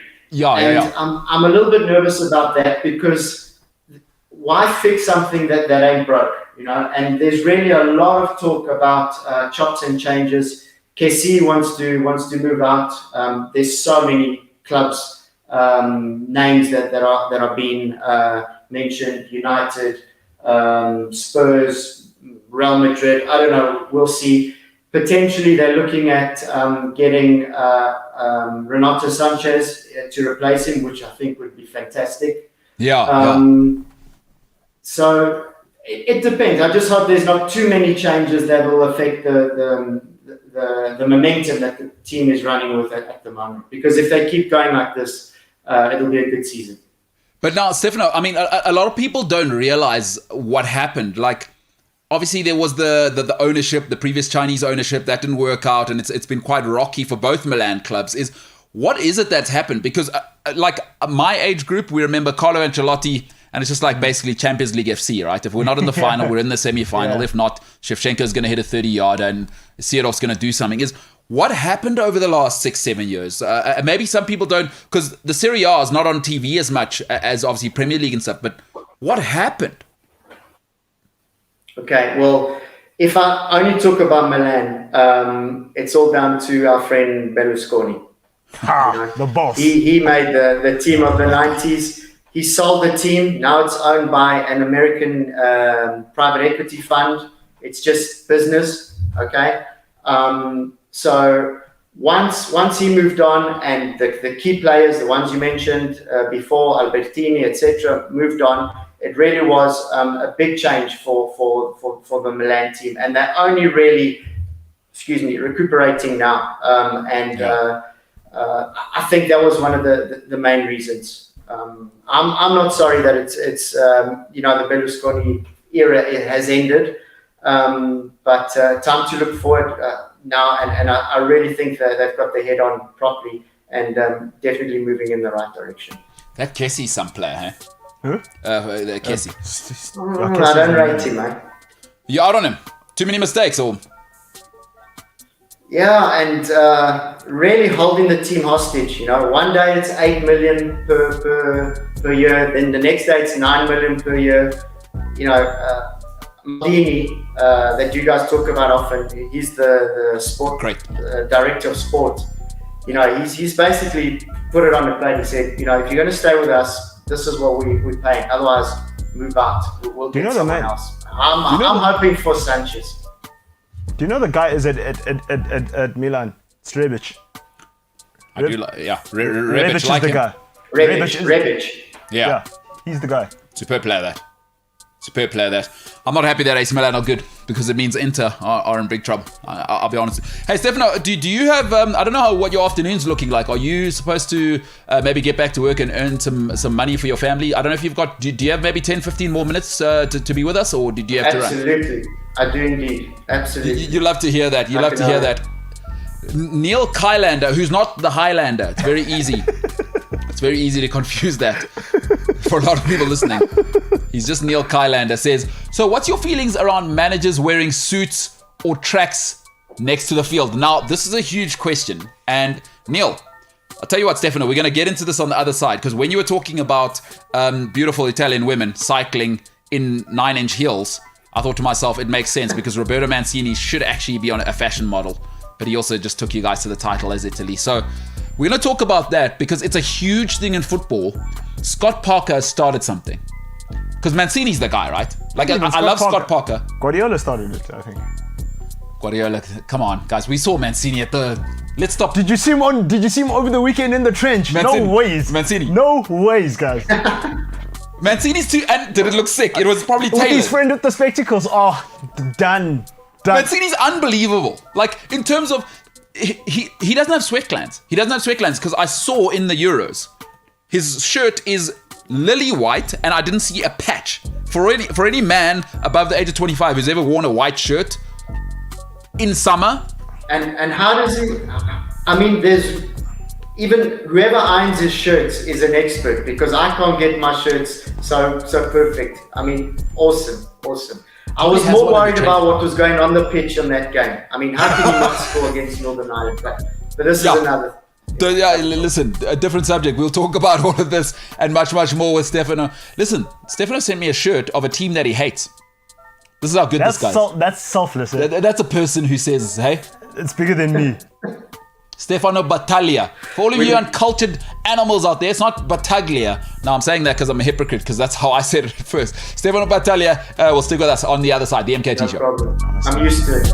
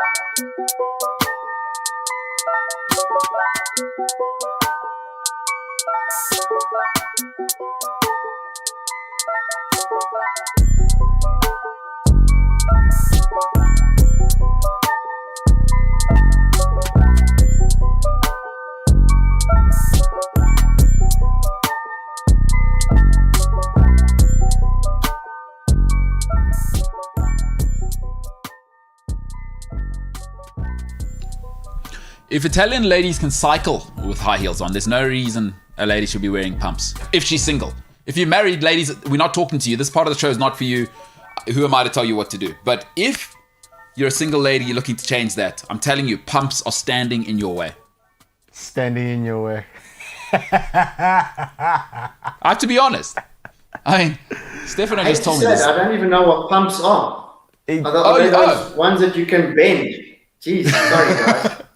No. I'm glad you jumped in there. Stefano, by the way, Stefano Battaglia with us, all the way from Italy. Awesome guy. Sent me a shirt of a team he hates. It's just incredible. Could be the most selfless man in the world. Now, pumps are those things that look like a little boat with a gap in it. Yeah, don't worry. No Italian ladies are wearing that. Not even. No, no, that's not. It's a very South African, American thing. It's not South African. It's just like. You've given up land. Yeah. Don't wear pumps. It's That like- and kitten heels, those heels that are this big, please get the hell out of it. What's kitten heels? Google what kitten heels are. It's those heels that, oh my goodness. The angry middle-aged lady ones. That's the one. And she's got the tight bun. Shit, bro. You know that lady? We all know that lady who's kind of angry. Life hasn't gone her way. Her kids don't listen. She's got the man bun, or she's got the bun going here, and she's got those thick heels. It's like it's terrible. Like it's those shoes. So are don't terrible. wear those. And like if you wear those shoes, like I cancel you. Listen, I don't think this is sexist. Now, Stefano, this is not good for you because maybe now your lady is going to give you feet. Although she's Italian, she's on a bicycle in 9-inch heels right now. So Stilettos, boy. yeah. So now I do want to get back to a bit of football, right? Is for most of us, it's the Premier League, right? It's the Premier League. Like the Premier League's all we do all the time. Sometimes by choice, but sometimes by the Premier League is everywhere and they put themselves everywhere. Is that sometimes it also gets lost in the different styles of football because the Premier League just has everything right now in terms of money, the coaches, the PR and whatever. But for those of us who do enjoy watching a little bit for the football, at this stage, it is important for me to also be honest. When the Serie A fixes the camera work, because all the stadiums are too old apparently, and that's why the cameras are all in terrible positions, more people will watch. But the football's never been terrible. The one thing about Italy is the football's always on point. The coaching's always on point. It's the commentary. It makes you fall asleep. Yeah. Stefano, maybe you have a connection within there. I don't know if you can get the guys to get the camera angles right. But what's the difference, honestly, between English Premier League or English football and Italian football in your mind? And which do you enjoy more or less? For me? Okay, so I follow Italian football because it's drummed into my head. But having lived 10 years in London, I follow the Premier League as well. Bolelo, sorry about this, but I support Fulham. So just on the other side of the river. So you guys are like this. We're rivals in terms of that as well. I mean, rivals or just the other team that's also in West London. Okay. Yeah, I mean, come on. Also you did send me a shirt, but I'm not going to be that nice. It's just the team. Now, I want to tell you something. When I was very little, I used to play football quite seriously, and I've actually played at Craven Cottage. And let me just tell you, it's maybe the best change room. So you change in the old cottage, by the way. I don't want to start going around the whole history, but if you've watched the games before, if you actually look at the players walking out, there's literally a cottage there. So I've actually, and that change room is maybe the best change room I've ever been in, and I've played across Europe, and it is an incredible setting over there. By the way, people in Fulham, very rich. Very rich out there. It is the fashion capital. Hey, maybe that's why. I get it. Italian guy, West London is the fashion capital. Now it's coming together. It's coming together. No. How did you choose Fulham? I couldn't afford Stamford Bridge tickets. Because I lived in Fulham. I lived in Putney, so close by. Middle South Africa. And exactly with all the South Africans. And the Fulham tickets were actually much cheaper than the Chelsea tickets. So I started going to watch Fulham, and I really enjoyed it. Wonderful stadium, as you say, a lot of history, right on the river. Great. Small, but I think it's one of the oldest stadiums in London, if I'm not mistaken. No, it's a beautiful Craven Cottage. Awesome. Absolutely fantastic. Awesome. No, but go ahead. I mean, you were telling us about the difference between English and Italian football. The difference. So I enjoy them equally, okay? In terms of, I think also some kind of culture differences comes in. I find in English football to be very honest, very proud, wonderful, always attacking. Italian football is, and I'm not saying that all Italians are like this, but let's look at the diving. Diving is not frowned upon here. The point is you need to be able to get away with it. If you don't get away with it, it's really considered you're an idiot. But if it can push your team forward, and yes, you've been a little bit sneaky, but your team benefits from it, it's definitely not looked about. The guys love it, eh? Well, in the UK, in fact, it's almost you're praised for that. Yeah. And I think that in general, Italy can be like that. Cut the corners, just don't get caught. Yeah, but tell me this: do you think? I mean, I've read some articles. That's a really interesting thing. Continental Europe sort of embraces the dark arts a little bit more than the British think they're pompous and proper and that come on lads kind of attitude. I've read some articles and some thoughts around this. Is maybe this is what's holding England back, and you can kind of see England sort of embracing it a little bit more. I mean, Steven Gerrard, one of the biggest divers in the history of the Premier League, and that's James's favorite team. That's a real thing. Stevie G will take a dive, but. Do you think the lack of the dark arts in English football perhaps is why they don't win? I've heard people kind of theorize this. Absolutely, but it's a strong point, and it's something that I really appreciate about watching the English game. It's honest. It just goes, balls to the wall. Let's just play.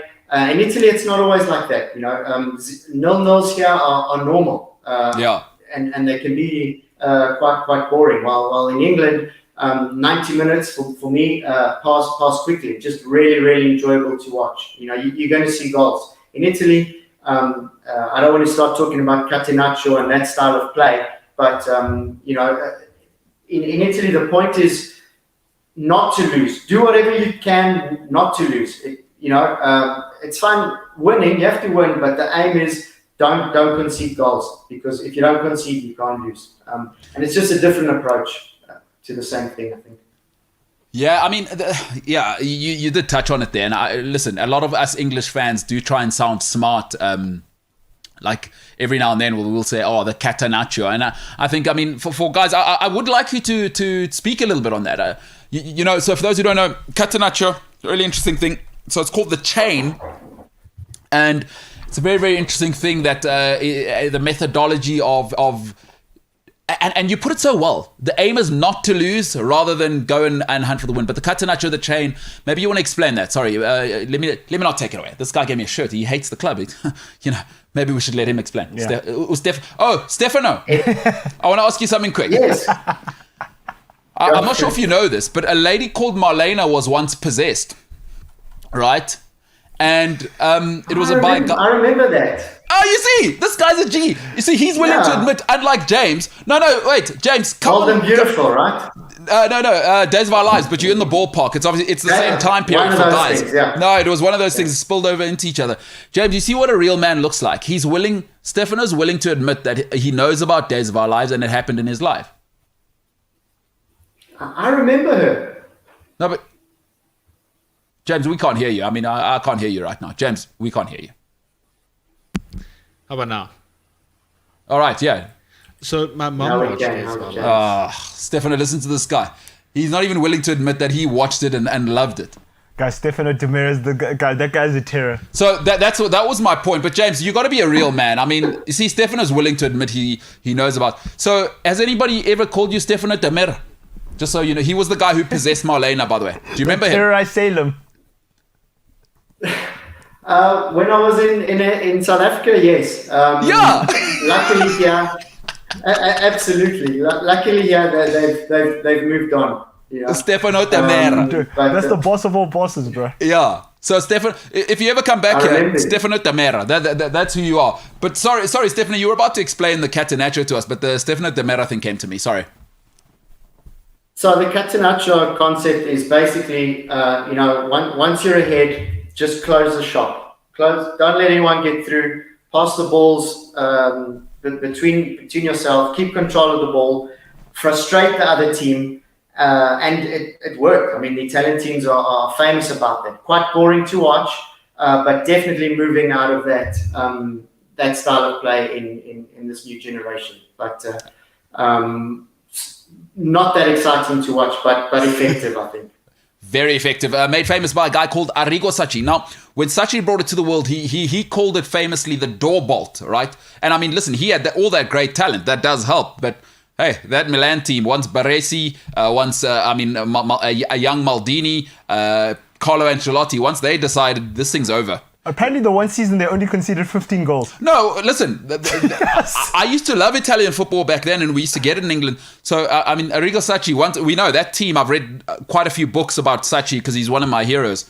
At 1-0, we done here. Baresi puts the armband a little higher, a little tighter. gets those shorts on. He tells Maldini, tuck in here, son. We're done here. We got, the great Carlo Ancelotti. You also come sit here. And then...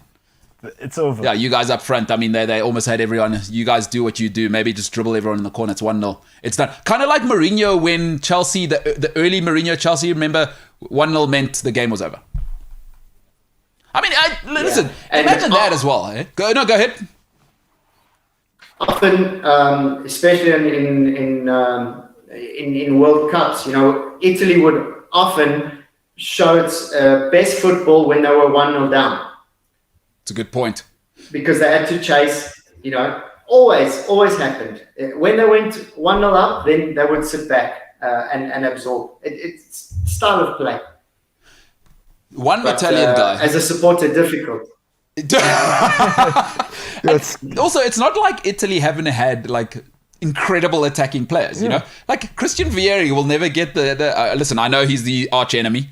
But Christian Vieri will never get the glory just because he was born at a time when Nesta was playing, Maldini was doing it, you know what I mean? Cannavaro was there. Panucci was there. Cannavaro, like it was just shut down. No, it was a lockdown. But tell me this, on this sort of subject, is we were talking about the difference, is also something that I've noticed is it an important thing what the kit looks like in Italy? Like we were talking about it earlier. Have you seen Napoli's kit, by the way? Armani.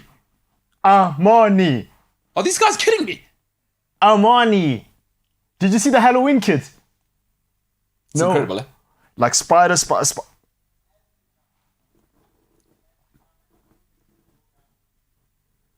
down to merchandise and selling. But, there are some really fantastic kits out there now. I don't think it was that important years ago, but it really has become now. It's a fashion item, and especially the kids that walk around with having the latest top. And I've noticed also the third top, so the second away top and the training tops are even more popular than the main tops. Yeah, swag. No, but Italy started this. Remember that Kappa, that tight Kappa one? Yes, they started it like Euro 2000. Exactly. That kit was dirty, and then you got like the guys with the Alice bands, Maldini, and them with the long hair. You're like, nah, these guys didn't come to play football. These guys came here to model. To swag out. They came to mac out. Although this last Italian thing on the bench, Mancini started something. Guys, Mancini against Northern Ireland. That trench coat, guys, I'm still crying today. That guy didn't care about the football. He said, you guys are going to watch me. I've already won now. Let me unleash. Me.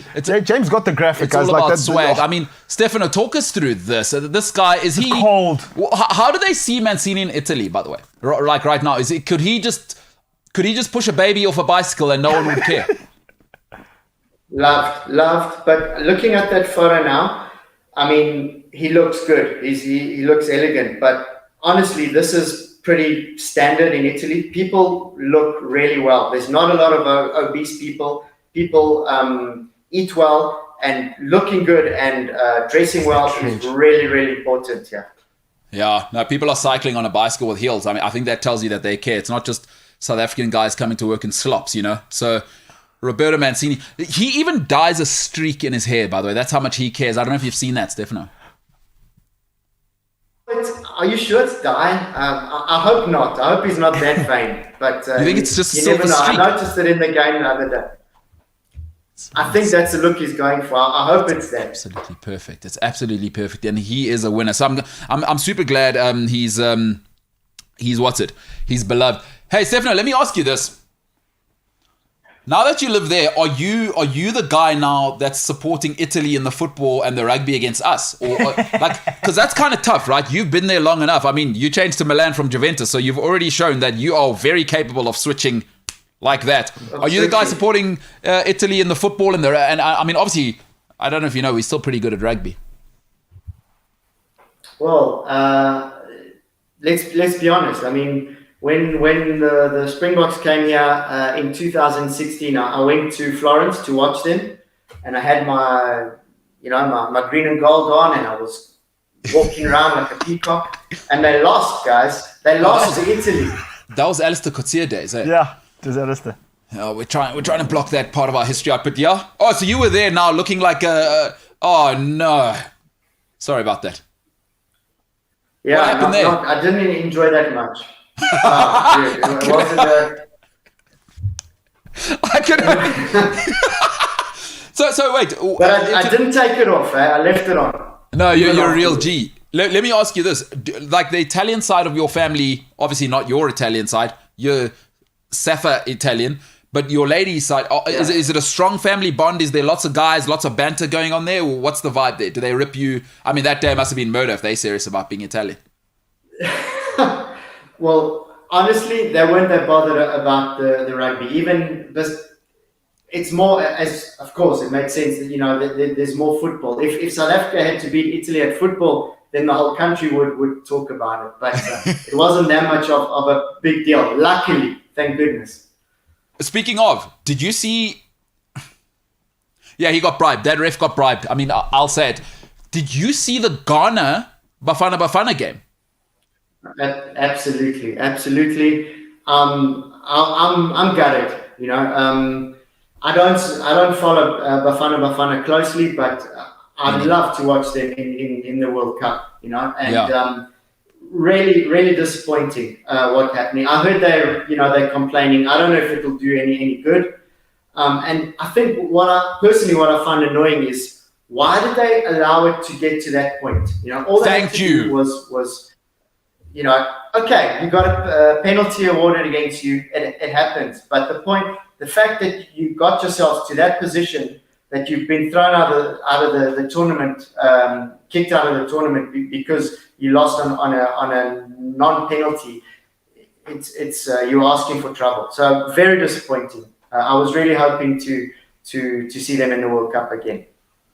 Well, no worries. At least we've got load shedding, right? We don't need to see any of the World Cup. That's my only hope. I mean, it was terrible, but I totally agree with you. Like, hey, Bafana, maybe win the game early, or just by the time we got there, hey, Senzo, we should have been. Yeah, no, but now did you hear Danny Jordan saying there was a spike in betting and it's a fix and all that, and they've lodged like a proper complaint with FIFA, and FIFA acknowledged that, yeah, we found it, we've received your complaint, and then they're like, yeah, Ghana have till 20 November to respond, and it's just weird.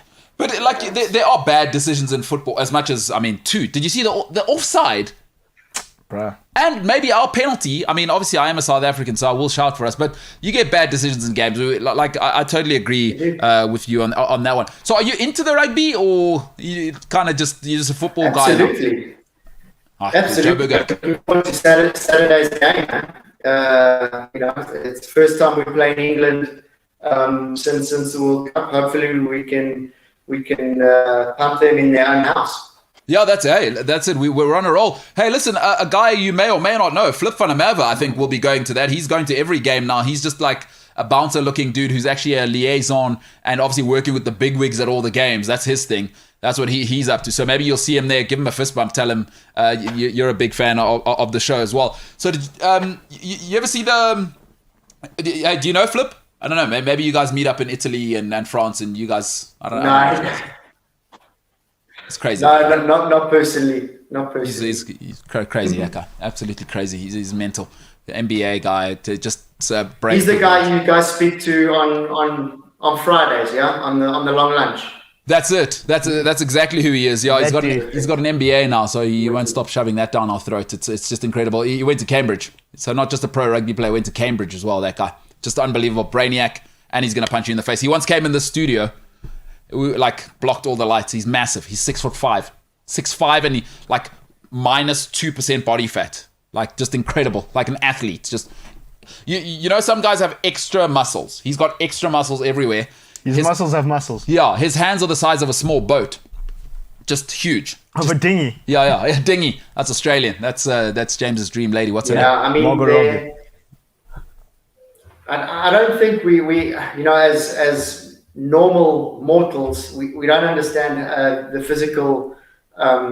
physicality of some of these guys. I remember in London, I was in a coffee shop and Bobby Skinstad was there. He was huge. I didn't think it was him. I mean, how can someone, he was wearing flip-flops and his feet were huge. He actually gave us tickets that day he was playing for the Barbarians.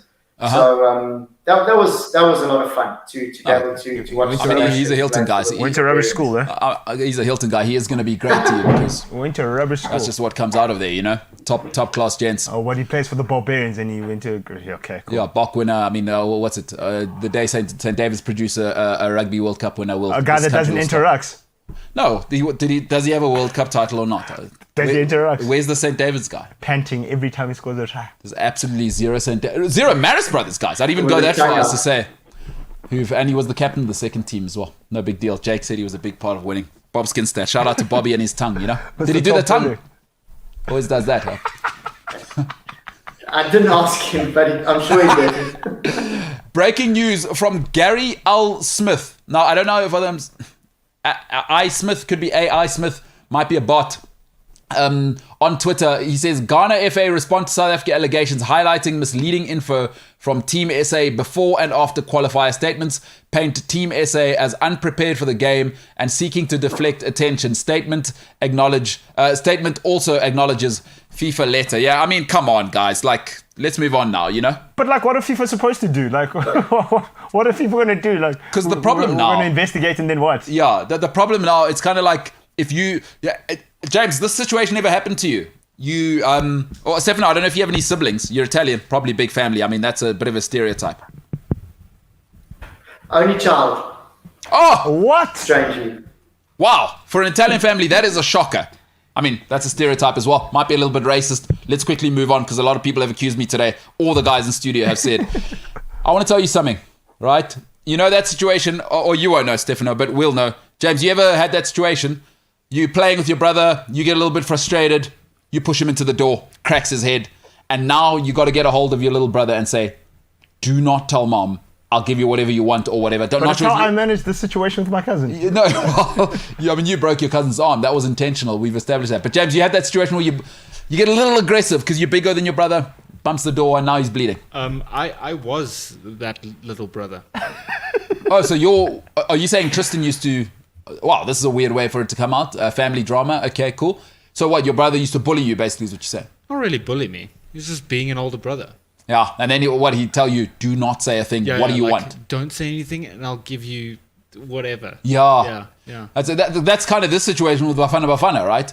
Like, what do they expect FIFA to do? To come home and kiss their little knee better? It's part of, like, FIFA's job to have to, like, investigate this kind of stuff. Investigate, then what? Then what happens? But no, what I'm saying is, surely it's part of their job to have to investigate, what would the word be?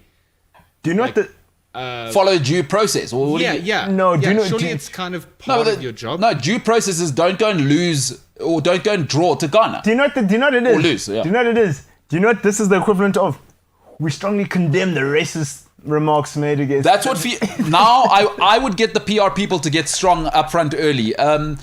Football is the winner at the end of the day. We strongly condemn... You know who you get to write it, Stefano? I've actually got it. The person who writes the speeches for beauty queens, where they make sure that they don't leave out world poverty. You know what I mean? You do that. World you don't even peace. answer the South Africa... Yeah. Hey, what's the one? World peace. World peace. Yes, yeah. That's what FIFA should do to South Africa here. We care about world peace. We hope that football can continue to represent everyone, you know, in every nation. And, you know, don't wear pumps, obviously, is a message FIFA should be getting out there. You know what I'm saying? That's what I'd say. Yeah, let's be honest. It's not going to make any difference. I mean, no, it's not. Are we going to replay Ghana? So no. I don't see the point. But having said that, Italy's got it tough as well. Eh? Now, they've really made life difficult for themselves as well. Let's quickly talk about that because Paulo Diaz... Yeah, I was going to say, Paulo Diaz, who's also an Iberian guy who's on the show, very Portuguese guy. Now, what happened? Can you imagine the current Euro, the last two Euro champions not going to the World Cup? What are people saying in Italy? Yeah, that's shocking. Very, very disappointed. It's incredible how just over, when was the final? In about July. So not even 6 months ago, how things have deteriorated. I hope they qualify. If they don't qualify, it's really embarrassing. But even there, exactly like the final, they should never have been in that situation. You know, you need to qualify as soon as possible. also, when I watched the game on Monday, very, very disappointing. They've really made life hard for themselves now. Hey, Stefano, you've been awesome, man. And I just want to ask you before you go, what do you do for a living? I mean, what are you up to? How do you spend your time in Milan? Maybe we should just finish off on that. Because thanks so much, by the way, for taking. Firstly, thank you for the shirt. Because I genuinely was stunned when that shirt came in. Like, that's awesome that we make a difference in your life and you enjoy the show. I hope we can continue to bring you laughs and joy. But what do you do in Italy? What's the vibe there? Okay, so work-wise, nothing that exciting. I'm in banking, in investment banking. I've been working at home for the last 2 years because of the whole COVID smart working thing, which has changed my lifestyle. Not only mine, I think everyone's. Sorry, what was the other question? So that's what I do in terms of work. I prefer not to mention the name of the bank, but it's one of the bigger banks here in Italy. And besides that, as I said at the beginning of the show, we're moving now into the winter season. I won't be skiing, but the family will, so we'll be definitely heading to the slopes, which are really close by, and very, very, very much appreciated here in Milan. We really have everything on our doorstep. Very, very. And you're happy with your family, like everything for now. I mean, nowhere in the world's perfect, but you like, you're safe, your kids are safe, and you're having a good time, huh? It's a great place to live, really. I mean, you've got the best of both worlds. Weather's good, food's good, close by to everyone. And with technology today, I can really keep updated with what's going on in SA. I listen to you guys on a daily basis. I listen to Gareth Cliff. Also, it's really easy to understand and keep updated with what's going on in SA. So I appreciate that as well. Where are you guys going skiing? So we'll go to, you mentioned Cervinia, I think. So we'll go first there because it's fairly close to Milan. And then later in the year, we'll go on the Dolomites, which is absolutely incredible. I heard that's glacial up there. Far huh? from Milan, but wonderful.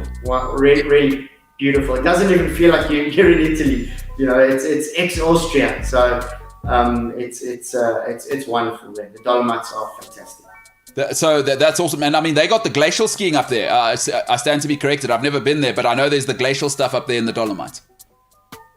Yeah, they do. And, the off-piste stuff is huge there. The cross-country skiing, it's wonderul. Really, really big. And those areas are great in the summer and in the winter. The Dolomites and South Tyrol, wonderful holiday places. But expensive, but still great. Yeah, I mean, listen, you get what you pay for.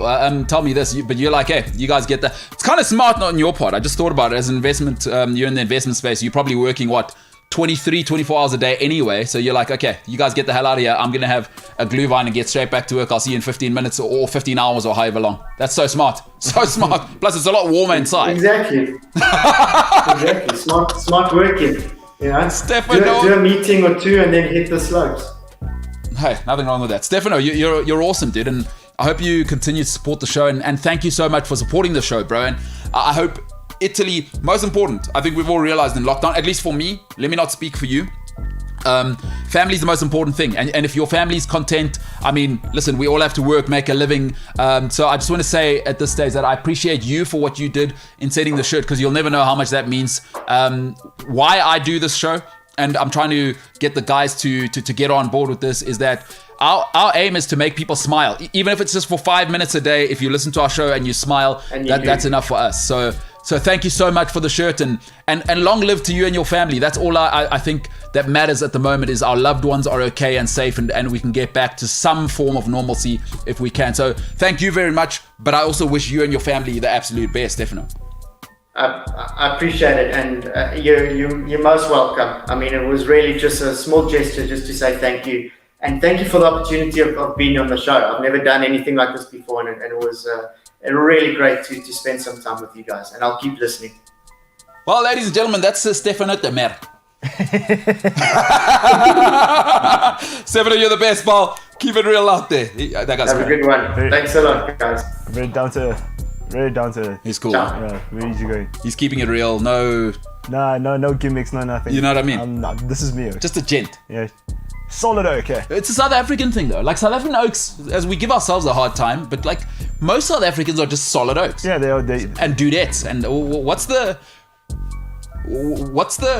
female for oak? Betty. James, you're South African oak. I think Betty might have some connotations. Yeah. Do you know what the lady version of oak is? The lady version of oak is. Yeah, like you're an oak, eh? James, a Liverpool oak, yeah. You don't know. I said Betty. You said what? Betty. Yeah, I was at Betty over there. Probably you mean not. like what do like girls call each other? No, well, just like generic. You're like oak isn't what all blokes call each other, but you know, if you say oak, oh, that's a South African oak. Like, well, there isn't a lady one. Is that a bit sexist? Someone's whispering in my ear. This is not my line. All right. Someone's saying bird. It's a bit British. It's British. It's not ours. That's not ours. That's not wrong actually, because my grandparents, who are super British, used the term bird. No, I know. Yeah. I lived in England. You don't have to tell me. Yeah. It's very British. Yeah, I just thought we'd have. Okay. Yeah. All right. Well, there's James not helping anyone. So, you know, there's Stefano and there's James. You know. Go figure. Yeah. There you have it. All right. If you're joining us for the first time and you caught the end there, that was James not helping anybody. Now, don't be shocked by that. That's a regular occurrence. But James will do graphics, huh? Just another Thursday, really. You'll graphic the whole out of a lot of things. He's good at graphics, though. You are good at graphics, James. You're good at that stuff. Thank you. Moving, grooving, creative. Vibing. Varbin. It's the MKT show. We've been varbin. Sensitive, good stuff. Likewise, Chairman. Stefano Temera. That guy joined us from Italy. That's his name now. He has to change his surname. I don't think it's unreasonable for us to expect him to change his surname. Just so I can say my mate is Stefano Temera. Stefano who now? Temera. Yeah. What? The one who was Marlena? Yeah. Exactly sure. Stefano Temera. Exactly. Love. Senzo. Good stuff. To the boys in the back, great stuff. To you at home, I hope you have the greatest day you've ever had in the history of your days that you've ever had. It's the MKT show. And for now, we are the hell out of here.